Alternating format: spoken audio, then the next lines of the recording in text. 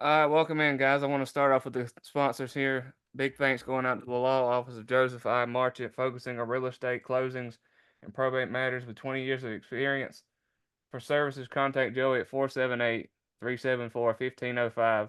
The Riles Drugstore is a locally owned and operated independent pharmacy with pharmacists that live in the neighborhood, know patients by name, and are dedicated to keeping you, your family, and our community healthy. They offer fast, friendly service with competitive pricing and free delivery to surrounding counties. You remember that Riles Drugstore also has Riles Outfitters conveniently located inside. It's a boutique that offers home decor, gifts, and clothing for men, women, and children. Shop local and make our community a better place to live. You can call today at 229-868-6735 or stop by at 12 South 2nd Avenue, McRae, Helena, for help with any of your needs. The Merchants and Citizens Bank is a proud sponsor of Throwing It Around. They have been a vital part of the local community since 1929. They offer products and services people have come to expect. In addition, they offer internet banking, mobile banking. It includes mobile deposit, ATM banking, and telephone banking for all of your needs. You can call today at 229-868-5656, or you can choose to visit them on the web at www.merchantsandcitizensbank.com. Milton CPA Services is your locally owned full service accounting, auditing, and tax preparation professionals. You can visit them for all of your bookkeeping and taxation needs to help keep you, your family, or business running smoothly. For expertise and peace of mind, you can call on them. Located in the old Security State Bank building in McRae, Helena, you can call them at 229-868-5614 or visit on the web at www.miltoncpaservices.com. If you're looking to add a new member to your family today, you can visit Vineyard Doodles on Facebook, Instagram, or on their website at www.vineyarddoodles.com. I also want to thank Security State Bank and all your second banking option here on Throwing It Around. For all of your banking needs, you can go see them at 45 West Oak Street, McRae, Helena, Georgia, or call 229-868-6431.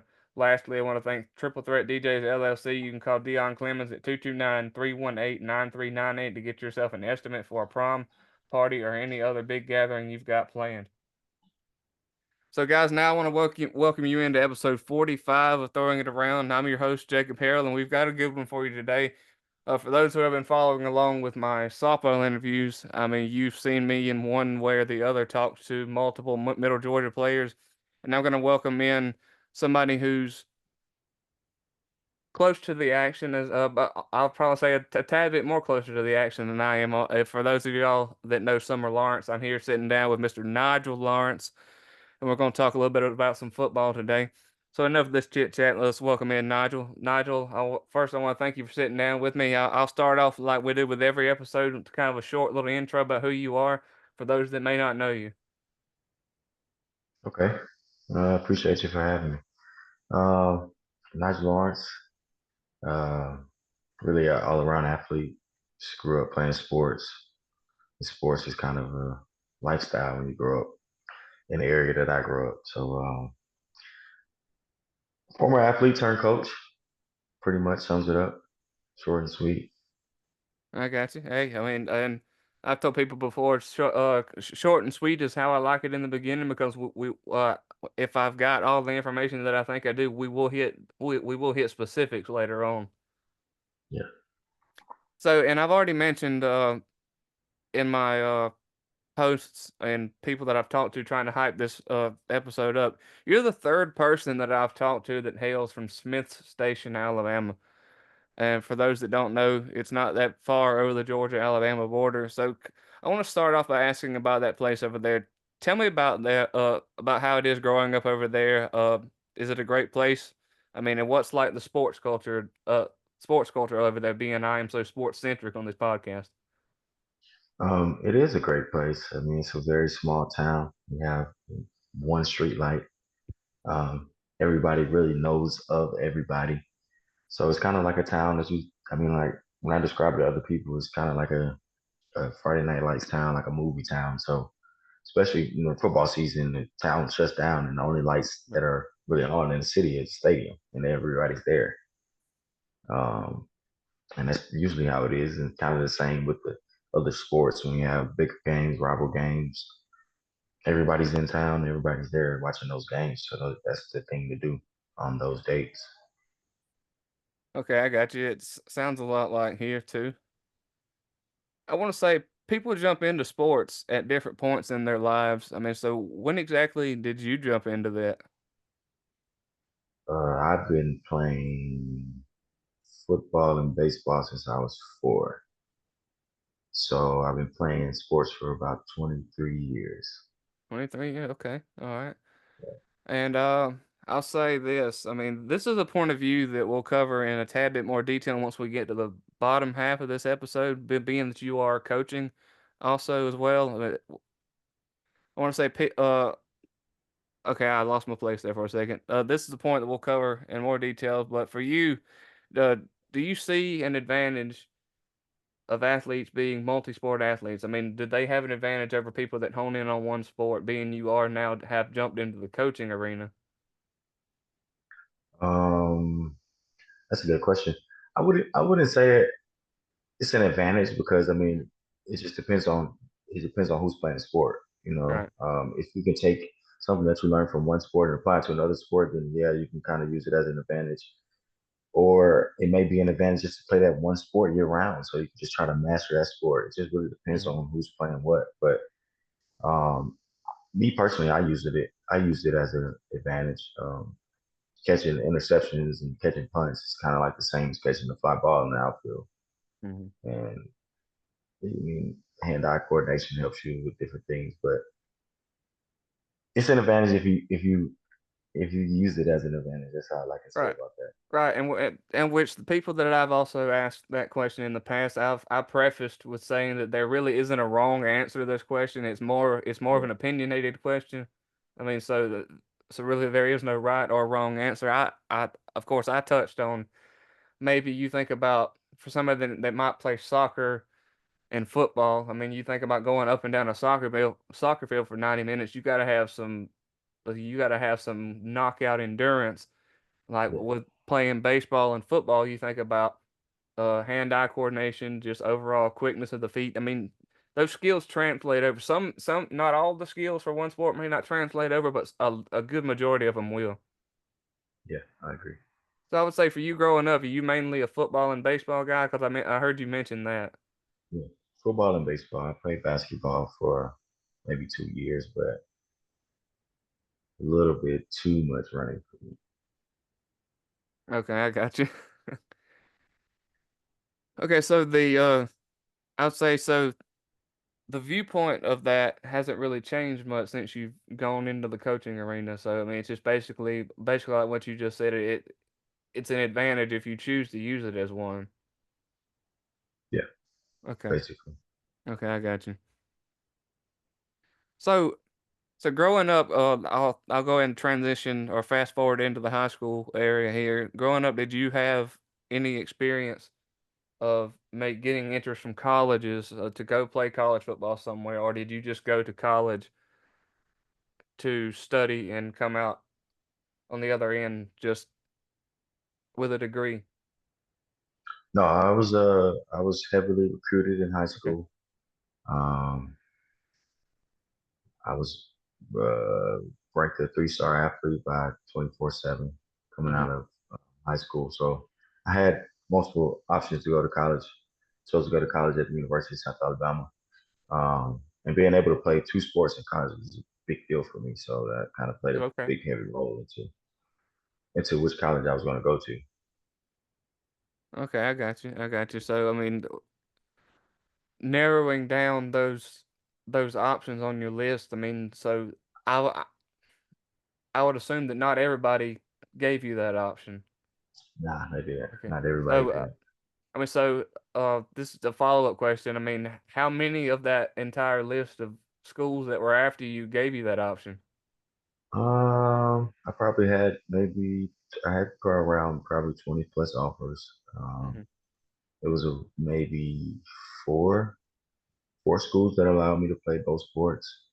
Um, some schools I liked, they didn't allow it. They didn't want it to Mhm. happen. So I mean, it was tough, but I ultimately feel like I made the right decision to go into the right school, and I had a great Okay. experience. Okay. Cool. Cool. So, I mean, aside from being allowed to play both sports there, I mean, what was it about South Alabama that really nailed it down to tell it that you told yourself, okay, this is where I want to be at? Um, like I used to, I coached last year. I coached in college, so I was going through recruiting and talking to guys. I mean, it's really just about a feeling that you get when you go somewhere. It was a feeling that I got. I felt like I was already at home. I felt like I kind of knew the place. It was a very good environment, great school, great resources, everything. All the boxes were checked. So I mean, it wasn't really no reason to even go anywhere else. I just felt like this is where I needed to be. I got you. All right, all right. So, as soon as you ended up coming out of college, what did you have a degree in?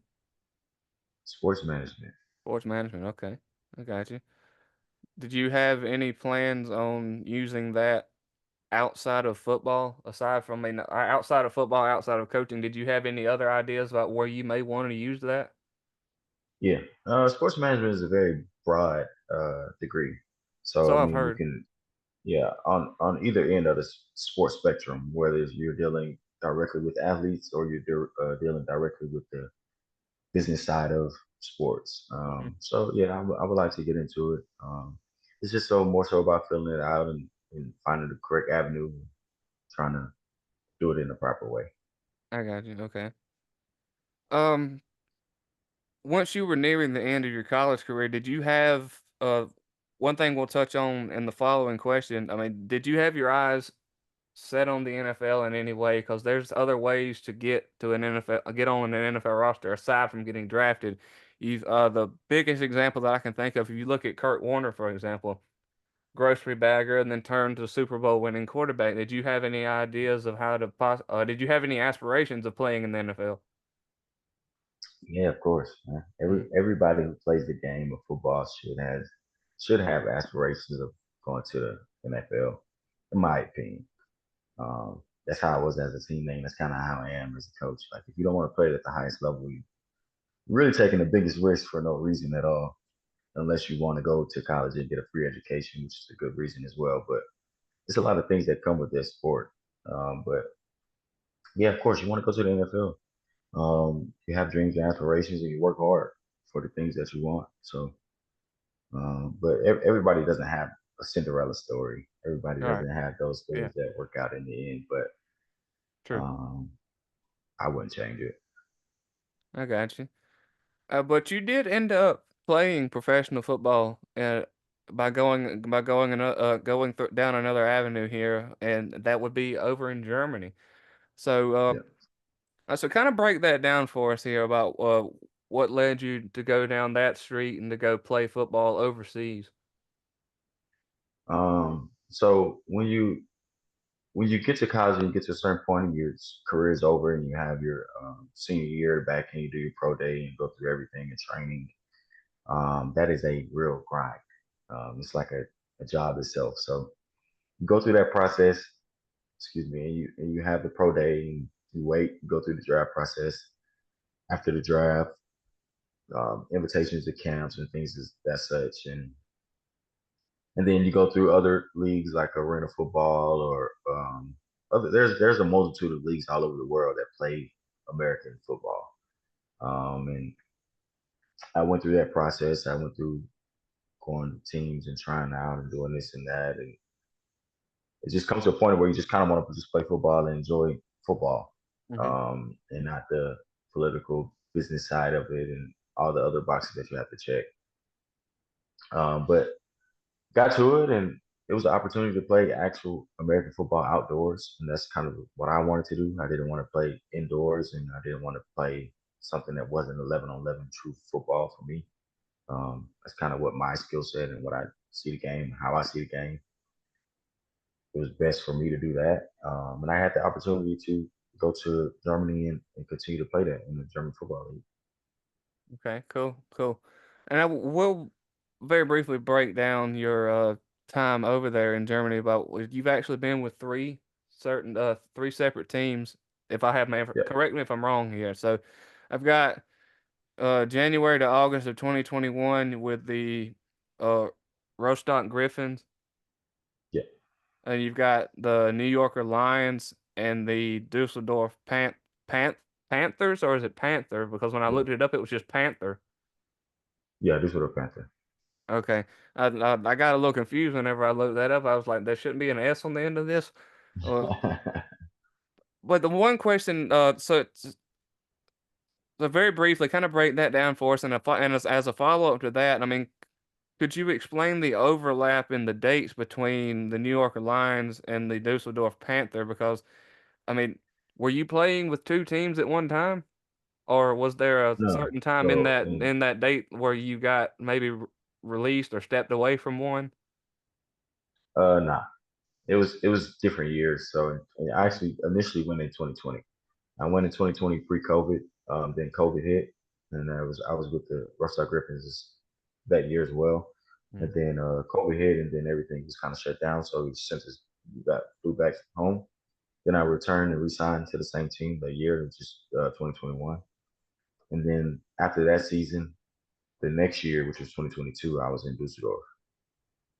And then last year, which was 2023, I was with the New York Lions. Okay, okay, I got you. Well, because whenever I first looked at it, I was thinking, okay, so when you returned, you were with the New Yorkers Lions. Okay, so these dates, I guess I looked at them backwards here. Okay, I I think I should have listed Dusseldorf second. I had that listed third. See, because what I actually did is I went down your Facebook page to get that information, and I Okay. went in order of the way they were listed, and I think that's what messed me up. Uh, yeah, nah, it's no problem. I played last with the New York Lions, and my second year was with the Dusseldorf Panther. Okay, I got you. I got you. So, in terms of being that you are back stateside at the moment, I mean, are you still playing over there, or have you stepped away from No, playing in Germany? I'm a, I'm retired. You retired? Okay, okay. Yeah. That was my next question. Being you have taken on these coaching roles here, and and my last question. Well, no, I have two more. Excuse me. So, in terms of like the timeline of of the football season over in Germany, like when exactly does it run? Does it run like football runs over here, like in the fall, or like the UFL, which is going on, I think, right now, or it might be over now. Kind of hard to keep up with. You know, the UFL runs in the spring, but now like NFL and other leagues run in the fall. Yeah, so it's kind of like a summer. It's over the summer. It kind of happens in the spring and it goes all the way into the fall. So really around training camp is really around March, Marchish, April, somewhere in there, and then you play the season, which starts in May, and the regular season goes all the way up until September, and then we start playoffs, and then the German Bowl is in October.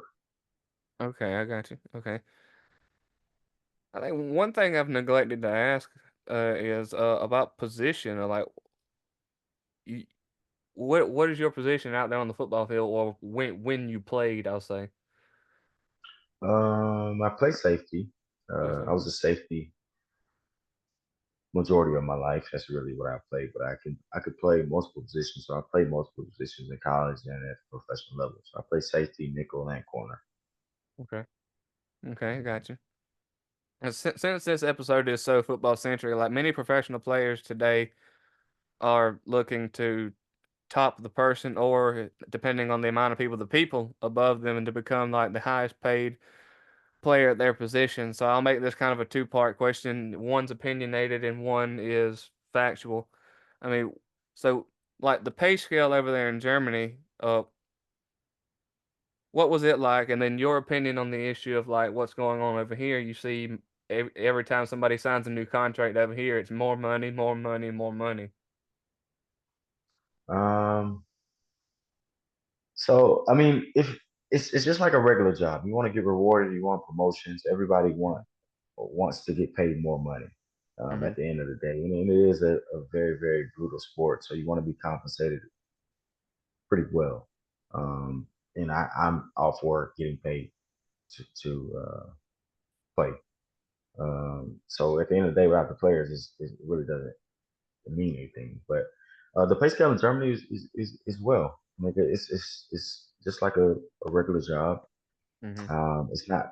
$1 million job, of course. Mhm. It's not like the NFL, which is a $1 billion corporation. Right. But the pay scale as well. I mean, you don't really need anything. Everything's taken care of, from flights to and from, to housing, to insurance, to everything is taken care of, and you get a salary on top of it. So I Okay. mean, it's a great thing to do, in my opinion. I would do it over and over again, and I get to travel the world, and so it's a great opportunity. I loved it. I do it over and over again. But to answer your question, in the sense of getting paid more and more money, yes, that's how it is. I mean, if I perform well, Mhm. and I go to another team the next year, of course the price is not going to be the same as it was. Okay, I got you. And to clarify on that question that I had there, I mean, by no means was I telling you, or was I asking you to tell me your salary. I was just mainly, Oh yeah, I was mainly like reaching for like a yeah. range of like what are people paid over there. I mean, it just depends on who you Uh-huh. are. I mean, Just it's basically kind who of you it are. works. Yeah, it works the same way as in the Okay. NFL. Like you have different quote unquote tiers of the contract, Yeah. and who you are, and like if it's your first year, or if it's your fourth year, or if you're established. Have you won? Have you been to? You know what I mean? It's just different. Yeah. It's different things that go into contract negotiations. Like everybody negotiates their own contract. Okay. I got you. Um, Yeah, that's actually a great point that you bring up. I mean, in terms of contract negotiation, uh, were you your own representation or did you have an agent? yeah. I was my own representation. Okay. I had an agent coming out of college. I think I've had maybe one or two agents coming out of college, and then I got to a point to where it was like I basically can kind of figure this stuff out on my own, and I still have people who I use for resources and ask questions and Yeah. get help looking over this and that. But I'd rather do it myself. Okay. I got I'll take a quick sponsor break real quick. Want to thank Triple Threat DJs LLC for an estimate. You can call 229-318-9398 Security State Bank. You can visit them on 45 West Oak Street, McRae, Helena, or call 229-868-6431. For Vineyard Doodles, you can visit them on Facebook, Instagram, or on their website at www.vineyarddoodles.com to check out any new litters that have been born. Milton CPA Services, you can see them in the old Security State Bank building here in McRae, Helena, or call 229-868-5614, or they have the website www.miltoncpaservices.com. Merchants and Citizens Bank, you can come see them today in McRae, Helena, or call 229-868-5656, or visit on the web at www.merchantsandcitizensbank.com. Raws Drugstore is located at 12 South 2nd Avenue, or you can call at 229-868-6735 in the law office of Joseph I. Martin, located in Eastman, Georgia. For 20 years of experience, you can call him for services at 478-374-1505. So now that we've kind of covered the playing half of this, I do want to say a big congratulations on the newest coaching gig that you've acquired now over in Russell County. Thank you. I do believe that. Okay, that's just a bunch of background information. Um, let's kind of break down your coaching roles in terms of whenever you first got started in the coaching business. I think all the way back in 2019 was the first time you 2019. got a coaching job. Jackson Yeah. High School. Kind of tell me what all went on there. When what your first job? I'm sure you were firing on all cylinders, really excited to get out of the gate and go. So, what exactly was your role in Jackson?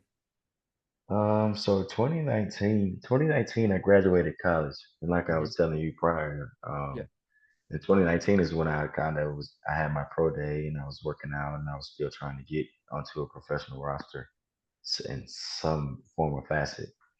And throughout that process, I mean, you're still working out as whatnot, and you're not in college anymore, so you have to kind of get into the real world and try to make some money and get things done. So, and that's where I was at. I was still wanting to play. And I got a phone call from one of my mentors who was coaching there, which is Coda Flournoy, and he was the head coach, and he gave me an opportunity to come down. to work for him on the staff. And Jackson is about an hour away from Mobile, Alabama, so I had to drive an hour to up to Jackson. Jackson, it's kind of like some stations. It's the same small town. Friday nights, the Mhm. football game. If you're not at the football game, you're missing out. So, and I was a defensive backs and wide receivers coach for throughout that season, and that was my first coaching gig. Okay, I got you. The in your young coaching career, oh, you've pretty much already answered this, but I mean, it is if there's some people have told me that there's more than one, or some, and some have honed in on just one name. I mean, in your young career so far, has somebody put themselves in the front seat that you would call a role model in this industry? Uh, um, there's a multitude of guys. I would hate to just put one guy into it Right. because I've had a multitude of coaches. I've had great coaches over my career, and that's been a blessing. To have great guys who I've seen go from being a graduate assistant to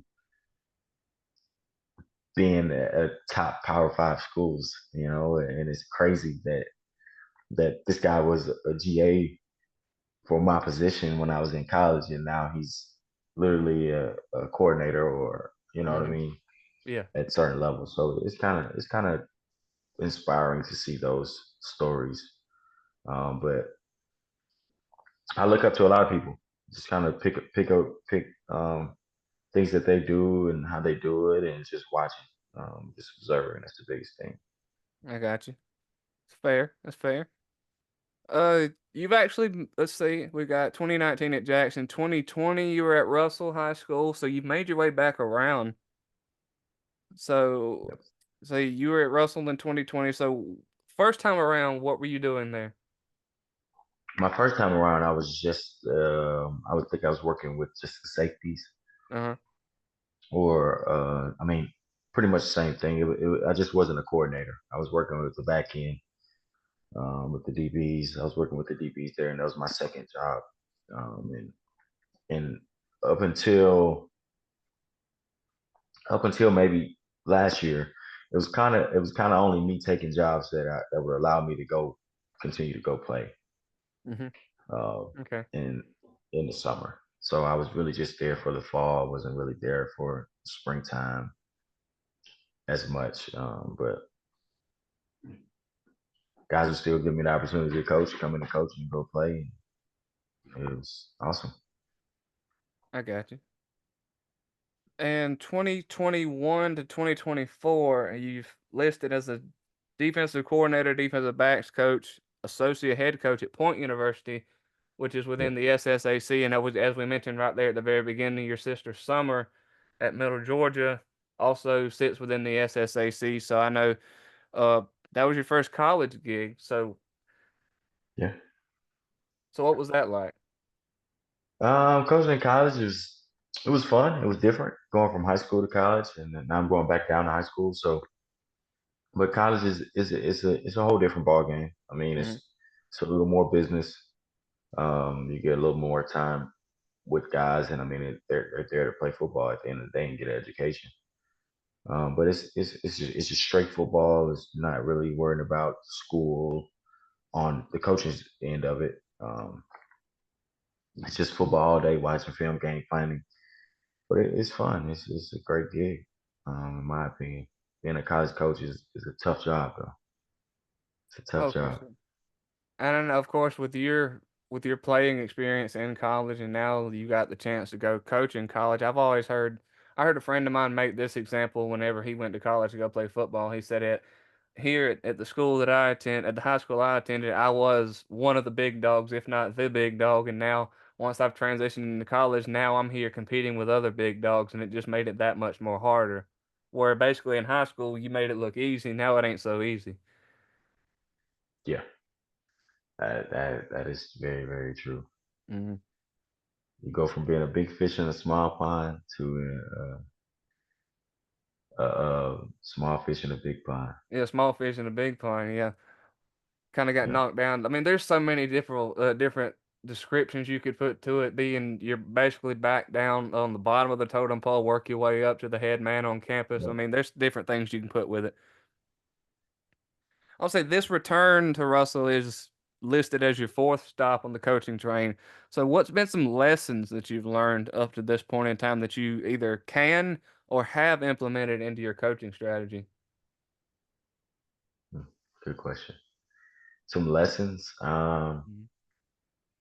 Some lessons that you learned within coaching is just kind of how to deal with. But I mean, I've taken a lot of my experience from playing and just locker room experience and being around a lot of guys and understanding different guys and different personalities and where to fit in and how to kind of motivate different guys and get what you need to get out of them in order for them to perform to their highest potential. And that's really the thing. It's really just finding that those gears, finding those buttons to push, and just finding everything that you need to motivate guys and get guys to understand. Um, that's really the biggest thing because if you don't have relationships, without relationships, nothing is going to go well. Especially in the sports industry. If you don't have relationships from coach to player or coach to coach or from player to player, the winning atmosphere is not going to come. So that's probably one of the biggest things I've learned is just getting better with relationships, relating to guys, being relatable. It's kind of a little bit easier sometimes being a younger coach. Yeah. Excuse me, quote unquote, because I mean the guys are getting younger and younger. Like I'm not the youngest one in the on the coaching staff anymore. You know, so Mhm. it's a different dynamic, but just relating to these young individuals and motivating them. I got you. That makes sense. I like it. I like it. And I can't get away from this topic without asking this. I mean, being my previous 3 episodes, I've done high school football previews in the immediate area here. So I gotta ask, as we inch closer to football season, what's Russell County looking like as they inch closer to kickoff? Um, Looking good in my opinion. I mean, Hmm. still a lot of work to do. I mean, you can't really truly tell. I mean, like I said, Hmm. it's my first time coming back and watching it. Of course, I've recruited there and here and there and seen different programs, but you won't Right. really be able to tell until you put the pads on and actually get Yeah. a true feel of what the team's gonna look like. But just from a talent standpoint, a potential standpoint, is looking pretty good. Okay. Awesome. Awesome. And I got my last coaching question before we close up with a different topic. So, what would you say if you had to pick out certain ones? What would you say the difference between coaching at a high school and coaching at a university is? I mean, what are the key differences that you would probably tell somebody who may be wanting to take a take that next step and go coach at a college if they're given that opportunity? Mm. The biggest difference from a coaching perspective is time. I would say time. Um, it's not really time management. It's more so time, like having the actual time to do different things. So when you're a high school coach, you only get to see your players maybe some of the bigger high schools practice in the morning and practice in the afternoon, or lift weights in the morning and practice in the afternoon. That's I mean it's a little bit of time, but compared to colleges where you're seeing these guys in the morning and the afternoon, and then after that for meetings and film. You just have a lot Mhm. more time to spend with those athletes. That's the biggest difference. And with having that surplus of time spending with those athletes in college, you have to have more information. You have to have more things understood from a X's and O's standpoint in the sense of college. So it's a little bit of a challenge, but you just got to spend. You get more time to kind of work on the things you need to work on. And you work a lot more than you do in high school. So if you Oh coach yeah. in college, you're going to work 7 days a week, Oh yeah. especially in season, and you maybe have 15, 16, 17 hour days. That's actually a really great point. I mean, the moment you said that, it made me like kind of like flash back to I think two separate interviews that I watched with Kirby Smart and one with Nick Saban. How they mentioned that they're not at home as much as they would like to, in which that translates into meetings, film. even Yeah. recruiting trips. I mean, which then again, I mean, if you've got a good staff like Bama, oh, being I pointed those two examples out, Bama and Georgia has, and you've got those guys who have assistants that are just as good as recruiters, just as good of a recruiter as you are. I mean, that kind of takes a little bit off your plate, but still, you're most likely going to be in your office more than you will be at home. Yeah. Mhm, That's exactly what I mean. Like if you, mhm, the time you have in coaching high school, you're not going to have necessarily coaching in college. mhm. And to transition away from football, I have some business questions as we get ready to close up. I mean, I noticed on your Facebook page that you actually do own your own business, Yeah, I and do. I know Triple A. so kind of tell me about that. So it's Triple A Performance Sports. It's all around athletes. Performance Sports. It's a global sports brand. Mhm, It's something I started in 2020. Um, it started out kind of just being like performance training. Something I was doing during COVID because, like I said, I went to Germany and I came back and I was can't really do much during COVID. There wasn't no, excuse me, I wasn't working or nobody was in school, right. things of that such. And it kind of just started out in sports performance training. It got into it, and I got some gigs at bigger places, working with bigger groups and doing that, and I kind of liked it. And then it was kind of time for me to actually go back and play again in Germany.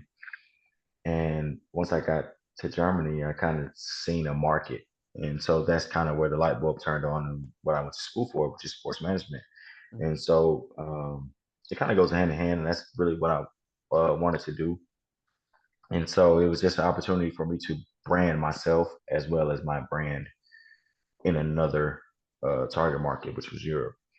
okay. And so from 2021 up until 2024, we've expanded. We've expanded to where we have sponsored athletes working on sports management in the sense of high school athletes to college and college athletes to the pros, and then some professional athletes over there just working on management and marketing as well. And then I've kind of toned back from the sports performance training as much, just because I'm a full time coach now, and Yeah. that's kind of is sports performance training. You It's just just ain't not on got the the side. time. Yeah.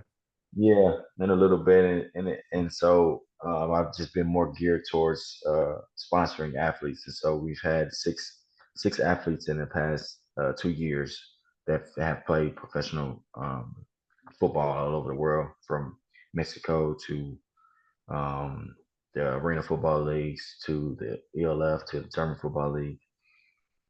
We had a multitude of guys. I'll name them. I'll name those guys as Dylan Van Boxel, which was a quarterback. He's played in Mexico. He's played in the Arena League. He's currently playing for an arena team in Kansas. A guy by the name of Malik Stanley, who I went to college with. He was a receiver. He went to South Alabama as well as Louisiana Tech. He just won the Mexican the LFA championship in Mexico. And he just signed a deal with the Munich Ravens in the ELF. He's been a AAA athlete for the past 3 years. Um, let me see. We got William Van Coppernill. He's playing in Sweden right now, I believe. Quan Neal is a guy that actually went to Point University, Mhm, and I coached him for 2 years, and now he's playing in Berlin uh, for Spandau. Um, it's a lot of information. I'm trying to remember where these guys are playing at this year, but we got a guy by the name of Ben. Ben is an actual German guy. I played with him in Rostock, and he's playing for the Berlin Thunder right now. He's been a athlete for about 3 years. Um, I was also a athlete, so when I was playing, I was wearing just AAA gear, and it kind of turned into it's just a brand, just like mhm, your Nike, just like your Adidas, just like your other sports brands, and this is some of the stuff that they were wearing while they were playing, as well as training, and as well as just wearing around. So, branding apparel and just kind of flooding it and doing what we have to do I on that got you. part of it. I got you. So, I mean, this whole brand, was it something you were running yourself, or did you have help with it? Or, I mean, I or was was running. your, oh, I'm not, not my computer over, or was your quote unquote help just other friends like branding it for you? No, I was running it myself. I had Mm, one chief of staff, which was my assistant. She was helping me as well. Um, she's not helping me as much anymore because she has some things going on and she's moved to another state and doing some yeah. of the things in her Mm, career as well. But she still helps me from time to time, and just expanding and trying to just trying to hone in on it and get more time to actually introduce the new things that I want to do for the brand so we can let it run itself eventually. okay, I got you. Hey, I like it. It makes sense. And I think that's just about going to do it, Nigel. I'll to say, is there anything in closing that you want to impart some coaching wisdom on us before we sign off? I mean, is there anything that you Uh, want to is there anything you want to say, or some just any kind of closing thoughts? nah, not really. Okay. This was fun. I appreciate it. I appreciate you for having me. Oh yeah, and It's kind of. oh yeah, no, Oh, go ahead. and I actually am glad that we finally got to be able to nail this down. I know it's kind of hard to work around. It's kind of hard for me to work around the coach's schedule, and like whenever I can find an empty date, I was like, all right, let's do it. So I want to I thank the got you. sponsors one more time. I want to thank the Law Office of Joseph I. Marchant. Call him for any help at 478-374-1505. Riles Drugstore. You can see them at 12 South 2nd Avenue, McRae Helena, or call 229-868-6735. The Merchants and Citizens Bank. Call for help with any of your banking needs at 229-868-5656. Milton CPA Services. Visit them on the web at miltoncpaservices.com or call 229 868 5614. Vineyard Doodles. See them on Facebook, Instagram, or on their website at www.vineyarddoodles.com. And Security State Bank, your other banking option in McRae Helena at 45 West Oak Street. Call them at 229 868 6431. If you don't visit in person, or call Triple Threat DJs LLC. Call Dion Clements for an estimate at 229 318 9398. And that'll do it just for episode 45. As I said, Nigel, it's been a pleasure. So, other guys who are watching or listening, be on the lookout for the next upload. Be on the lookout for the upload of this episode and latest news on who's up next. Don't forget to like, subscribe, share with the friends, and keep your eyes and ears peeled. Until next time, y'all take care and be safe.